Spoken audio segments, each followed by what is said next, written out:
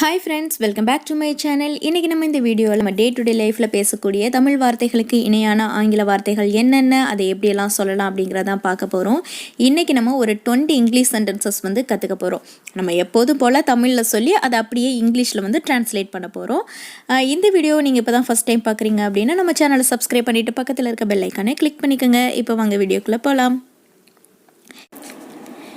இன்றைக்கி நம்ம பார்க்க போகிற ஃபஸ்ட்டு சென்டென்ஸ், நான் களைத்து விட்டேன். நான் களைத்து விட்டேன் அப்படிங்கன்னா இந்த வார்த்தை எப்படி இங்கிலீஷில் சொல்லலாம்? I am exhausted. I am exhausted அப்படின்னா நான் களைத்து விட்டேன் அப்படின்னு அர்த்தம். நெக்ஸ்ட் ஒன், என்னை தொந்தரவு செய்கிறத நிறுத்து. நம்ம வீட்டில் ஏதாவது ஒரு வேலை செஞ்சிட்ருப்போம். அப்போ யாராவது ஒருத்தவங்க டிஸ்டர்ப் பண்ணிகிட்டே இருப்பாங்க. அந்த வேலையை செய்ய விடாமல் தொந்தரவு பண்ணிக்கிட்டே இருப்பாங்க. அப்போ நம்ம சொல்லுவோம் இல்லையா, என்னை தொந்தரவு செய்கிறத நிறுத்து. இந்த வார்த்தையை எப்படி இங்கிலீஷில் சொல்லலாம் அப்படின்னா stop annoying me. Stop annoying me அப்படின்னா என்னை தொந்தரவு செய்கிறத நிறுத்து அப்படின்னு அர்த்தம். நெக்ஸ்ட் ஒன், நீ ஏன் இந்த வேலையை செய்யக்கூடாது. நம்ம கேட்போம் இல்லையா, ஒரு ஜாப் கிடச்சிருக்கோம், அந்த ஜாப் நமக்கு அவ்வளோவா பிடிக்கலேன்னு வச்சுக்கோங்களேன். அப்போ நம்ம போய் சொல்கிறோம் வீட்டில், எனக்கு ஒரு ஜாப் கிடச்சிருக்கு, பட் எனக்கு அது அவ்வளோவா பிடிக்கல அப்படின்ற மாதிரி நம்ம சொல்லியிருந்தோம்னா சொல்லுவாங்களே, உனக்கு நல்ல ஜாப் கிடைக்கிற வரைக்கும் நீ ஏன் இந்த வேலையை செய்யக்கூடாது, இந்த வேலையை கண்டினியூ பண்ணலாம்ல, அந்த மாதிரிலாம் சொல்லுவாங்களே. நீ எதிர்பார்க்குற மாதிரி ஒரு வேலை கிடைக்கிற வரைக்கும் நீ ஏன் இந்த வேலையை செய்யக்கூடாது அப்படின்னு கேட்பாங்க இல்லையா. நீ ஏன் இந்த வேலையை செய்யக்கூடாது. இந்த வார்த்தையை எப்படி இங்கிலீஷில் சொல்லலாம்? Why don't you do this work? Why don't you do this work அப்படின்னா நீ ஏன் இந்த வேலையை செய்யக்கூடாது அப்படின்னு அர்த்தம். நெக்ஸ்ட் ஒன், உங்களுக்காக நான் அதை செய்கிறேன். உங்களுக்காக நான் அதை செய்கிறேன். ஓகே, அந்த மாதிரி நம்மளை நம்ம வீட்டில் இருக்கிறவங்க கன்வின்ஸ் பண்ணதுக்கப்புறம் நம்ம சொல்லுவோம்ல, சரி உங்களுக்காக நான் அந்த வேலைக்கு போகிறேன், உங்களுக்காக நான் அதை செய்கிறேன், அந்த மாதிரியெல்லாம் நம்ம சொல்லுவோம் இல்லையா. உங்களுக்காக நான் அதை செய்கிறேன் அப்படிங்கிறது இங்கிலீஷில் let me do it for you. Let me do it for you அப்படின்னா உங்களுக்காக நான் அதை செய்கிறேன் அப்படின்னு அர்த்தம். நெக்ஸ்ட் ஒன், எனக்கு அதிக நேரம் இல்லை. நம்ம சொல்லுவோம்ல, எனக்கு அதிக டைம் இல்லை, நான் சீக்கிரமாக போகணும். எனக்கு அதிக நேரம் இல்லை, நான் இந்த ஒர்க்கை சீக்கிரமாக முடிக்கணும். எனக்கு அதிக நேரம் இல்லை, நான் சீக்கிரமாக இந்த வேலையை செஞ்சு முடிச்சுட்டு போகணும். அந்த மாதிரியெல்லாம் சொல்லுவோம் இல்லையா. எனக்கு அதிக நேரம் இல்லை. இந்த வார்த்தை எப்படி இங்கிலீஷில் சொல்லலாம்? I don't have much time. I don't have much time அப்படின்னா எனக்கு அதிகமான நேரம் இல்லை அப்படின்னு அர்த்தம். நெக்ஸ்ட் ஒன், என்ன நடந்ததுன்னு எனக்கு சொல்லு. இப்போ நம்ம வீட்டிலையே குட்டி பசங்க 2 பேர் சண்டை போட்டுக்கிட்டு நம்மக்கிட்ட கம்ப்ளைண்ட் பண்ணுறாங்கன்னு வச்சுக்கோங்களேன். யாருக்கு சப்போர்ட் பண்ணுறதுன்னு நமக்கு தெரியாது, யார் சரி யார் தப்புங்கிறது நமக்கு தெரியாது. அப்போ நம்ம கேட்போம் இல்லையா, ஃபஸ்ட்டு என்ன நடந்ததுன்னு எனக்கு சொல்லு, அதுக்கப்புறமா நான் சொல்கிறேன். அந்த மாதிரி நம்ம சொல்லுவோம் இல்லையா, நம்ம பசங்கக்கிட்ட அதிகமாக சொல்லுவோம், என்ன நடந்ததுன்னு எனக்கு சொல்லு. இந்த வார்த்தை எப்படி இங்கிலீஷில் சொல்லலாம்? Tell me what happened. Tell me what happened அப்படின்னா என்ன நடந்துச்சுன்னு எனக்கு சொல்லு அப்படின்னு அர்த்தம். அடுத்தது, என்ன நடந்ததுன்னு அவனுக்கு சொல்லு. நம்ம சொல்லுவோம்ல, முதல்ல என்ன நடந்துச்சுன்னு அவனுக்கு சொல்லு. இப்போ நம்ம ஏதாவது நம்ம ஃப்ரெண்டு நம்மளை பற்றி தப்பாக புரிஞ்சுக்கிட்டான்னு நம்ம யார்ட்டையாவது போய் சொல்லும்போது நம்ம சொல்லுவோம்ல, முதல்ல அங்கே என்ன நடந்துச்சுன்னு அவன்கிட்ட சொல்லு, அதுக்கப்புறம் அவன் முடிவு பண்ணிக்கிட்டோம். அந்த மாதிரியெல்லாம் சொல்லுவாங்க இல்லையா. என்ன நடந்துச்சுன்னு அவனுக்கு சொல்லு. இந்த வார்த்தையை எப்படி இங்கிலீஷில் சொல்லலாம்? Tell him what happened. Tell him what happened அப்படின்னா என்ன நடந்துச்சுன்னு அவனுக்கு சொல்லு அப்படின்னு அர்த்தம். நெக்ஸ்ட் ஒன், நீ ஏன் சோகமாக இருக்க. இந்த வார்த்தையெல்லாம் நம்ம டே டு டே லைஃப்பில் அதிகமாக யூஸ் பண்ணக்கூடிய ஒரு வார்த்தை தான். நம்ம டல்லாக இருந்தோம் அப்படின்னா நம்மக்கிட்ட கேட்பாங்க இல்லையா, நீ ஏன் சோகமாக இருக்க அப்படின்னு கேட்பாங்க. இல்லைன்னா நம்ம ஃப்ரெண்டு யாராவது சோகமாக இருந்தால் நம்ம போய் கேட்போம் இல்லையா, ஏன்டா சோகமாக இருக்க அப்படின்னு கேட்போம்ல. நீ ஏன் சோகமாக இருக்க அப்படின்னு கேட்போம் இல்லையா. இந்த வார்த்தையை எப்படி இங்கிலீஷில் கேட்கலாம்? Why do you look sad. Why do you look sad அப்படின்னா நீ ஏன் சோகமாக இருக்க அப்படின்னு அர்த்தம். நெக்ஸ்ட் ஒன், நீ ஏன் மிகவும் மந்தமாக இருக்க. நம்மக்கிட்ட கேட்பாங்கள்ல, நீ ஏன் மிகவும் மந்தமாக இருக்க, நீ ஏன் ஒரு மாதிரி டல்லாக இருக்க, அந்த மாதிரி கேட்பாங்க இல்லையா. நீ ஏன் ரொம்ப டல்லாக இருக்க, அந்த மாதிரி கேட்பாங்கல்ல. இந்த வார்த்தையை எப்படி இங்கிலீஷில் சொல்லலாம்? Why do you look so dull. Why do you look so dull அப்படின்னா நீ ஏன் ரொம்ப மந்தமாக இருக்க அப்படின்னு அர்த்தம். அதாவது சுறுசுறுப்பாக இல்லாமல் ஒரு மாதிரி டல்லாக இருக்கிறது தான் மந்தமாக இருக்கிறது. அடுத்த வார்த்தை, எதையும் மறைக்காத வெளிப்படையாக இரு. வீட்டில் சொல்லுவாங்கள்ல, எதையும் என்கிட்ட மறைக்காத, என்கிட்ட ஓப்பனாக இரு, என்கிட்ட வந்து வெளிப்படையாக இரு, எந்த விஷயத்தையும் மறைக்காத அப்படின்லாம் சொல்லுவாங்க இல்லையா. இந்த வார்த்தையை எப்படி சொல்கிறது? Don't hide anything, be frank. Don't hide anything அப்படின்னா எதையும் மறைக்காத அப்படின்னு அர்த்தம்.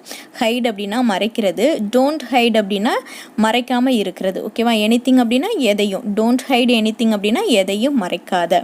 வெளிப்படையாக இரு அப்படின்னா பி ஃப்ராங்க் அப்படின்னு சொல்லணும். அப்போது எதையும் மறைக்காத வெளிப்படையாக இரு அப்படிங்கிற வார்த்தையை don't hide anything, be frank அப்படின்னு சொல்லணும். நெக்ஸ்ட் ஒன், நானும் வருவேன். நம்ம இப்போ எங்கேயாவது வெளியில் கிளம்பும்போது குட்டீஸ்லாம் சொல்லுவாங்கள்ல, நானும் வரேன், நானும் வருவேன் அப்படின்லாம் சொல்லுவாங்கள்ல. இல்லைன்னா நம்ம எங்கேயாவது இப்போ படத்துக்கு போகிறோம், இல்லை கோயிலுக்கு போகிறோம் அப்படின்னு கிளம்புனா நம்ம வீட்டில் உள்ளவங்க சொல்லுவாங்கள்ல, நானும் வருவேன் உங்கள் கூட அப்படின்ற மாதிரிலாம் சொல்லுவாங்கள்ல. இந்த வார்த்தை எப்படி இங்கிலீஷில் சொல்லலாம்? I will also come. I will also come அப்படின்னா நானும் வருவேன் அப்படின்னு அர்த்தம். நெக்ஸ்ட் ஒன், அதனால் என்ன, பரவாயில்ல. வீட்டில் சொல்லுவாங்களே, ஏதாவது ஒரு சின்ன சின்ன மிஸ்டேக்ஸ் எல்லாம் பண்ணிட்டோம்னா நம்ம பயந்துட்டு போய் சொல்லுவோம். அப்போ வந்து அவங்க சொல்லுவாங்கள்ல, அதனால் என்ன, பரவாயில்ல விடு அப்படின்ற மாதிரி சொல்லுவாங்கள்ல. அதனால் என்ன, பரவாயில்ல. இந்த வார்த்தையை எப்படி இங்கிலீஷில் சொல்லலாம்? That's all right. That's all right அப்படின்னா அதனால் என்ன, பரவாயில்ல அப்படின்னு அர்த்தம். நெக்ஸ்ட் ஒன், இப்போ உங்கள் உடல்நிலை எப்படி இருக்குது? நம்ம கேட்போம்ல, யாருக்காவது ரொம்ப நாள் உடம்பு சரியில்லை, அவங்க வந்து ட்ரீட்மெண்ட் எடுத்துகிட்டு இருந்திருக்காங்க. அப்போ நம்ம அவங்கள எதேச்சியாக மீட் பண்ணுறோம், இல்லைன்னா அவங்க உடம்பு சரியில்லாதவங்களே நம்ம அவங்க வீட்டிலேயே போய் பார்க்குறோன்னா நம்ம கேட்போம்ல, இப்போ எப்படி இருக்குது, உங்கள் ஹெல்த்துக்கு எப்படி இருக்குது அந்த மாதிரி கேட்போம்ல. இப்போ உங்கள் உடம்பு எப்படி இருக்குது, இப்போ உங்களோட உடல்நிலை வந்து எப்படி இருக்குது அந்த மாதிரி கேட்போம்ல. இந்த வார்த்தை எப்படி இங்கிலீஷில் கேட்கலாம்? How is your health now. How is your health now அப்படின்னா உங்களோட உடம்பு இப்போ எப்படி இருக்குது அப்படின்னு அர்த்தம். நெக்ஸ்ட் ஒன், எனக்கு தலைவலி. நம்ம சொல்லுவோம்ல, ஏன்டா ரொம்ப டல்லாக இருக்க, எனக்கு ரொம்ப தலைவலியாக இருக்குடா, எனக்கு தலைவலியாக இருக்குது, எனக்கு தலைவலி அப்படின்ற மாதிரி சொல்லுவோம்ல. இந்த வார்த்தையை எப்படி சொல்லலாம்? I have a headache. I have a headache அப்படின்னா எனக்கு தலைவலி அப்படின்னு அர்த்தம். நெக்ஸ்ட் ஒன், எனக்கு காய்ச்சல் அடிக்குது. எனக்கு காய்ச்சல் அடிக்குது. ஏன்டா ஸ்கூலுக்கு வரல அப்படின்னு கேட்டாங்கன்னா நம்ம சொல்லுவோம்ல, எனக்கு காய்ச்சல் அடிக்குது, ஏன் ஃபோன் அடிக்கல, எனக்கு காய்ச்சல் அடிக்குது, அந்த மாதிரியெல்லாம் சொல்லுவோம் இல்லையா. எனக்கு காய்ச்சல் அடிக்குது.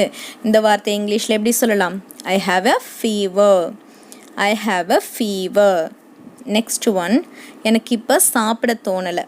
நம்ம வீட்டில் வந்து சாப்பிட கூப்பிட்டாங்கன்னா நம்ம சொல்லுவோம் இல்லையா, எனக்கு இப்போ சாப்பிட தோணலை, நான் அப்புறமா சாப்பிட்டுக்கிறேன் அந்த மாதிரியெல்லாம் சொல்லுவோம் இல்லையா. எனக்கு இப்போ சாப்பிட தோணலை. இதை இங்கிலீஷில் I don't feel like eating now.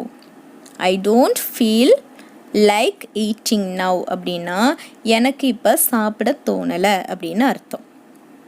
Next one, ஓ என்ன ஆச்சரியம்.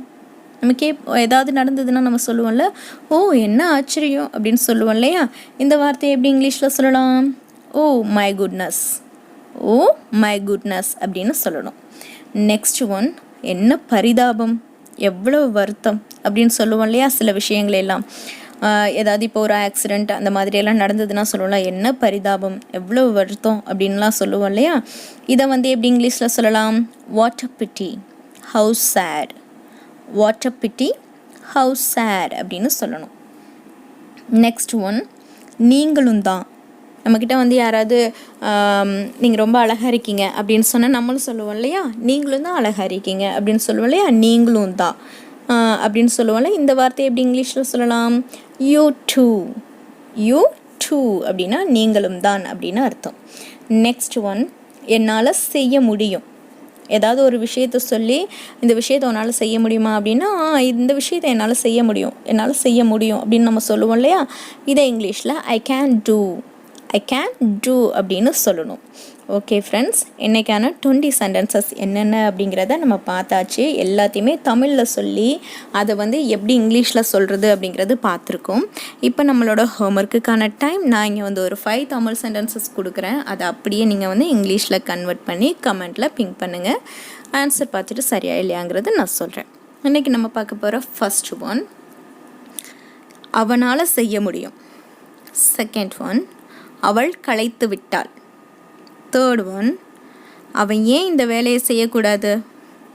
ஃபோர்த் ஒன், என்ன நடந்ததுன்னு அவங்க கிட்ட சொல்லு.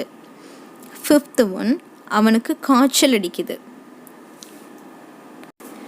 இந்த வீடியோ உங்களுக்கு பிடிச்சிருந்ததுன்னா யூஸ்ஃபுல்லாக இருந்தது அப்படின்னு நம்பினீங்கன்னா நம்ம சேனலை சப்ஸ்கிரைப் பண்ணுங்கள், உங்கள் ஃப்ரெண்ட்ஸ் அண்ட் ஃபேமிலி மெம்பர்ஸ்க்கு ஷேர் பண்ணுங்கள். தேங்க்யூ ஃபார் வாட்சிங்.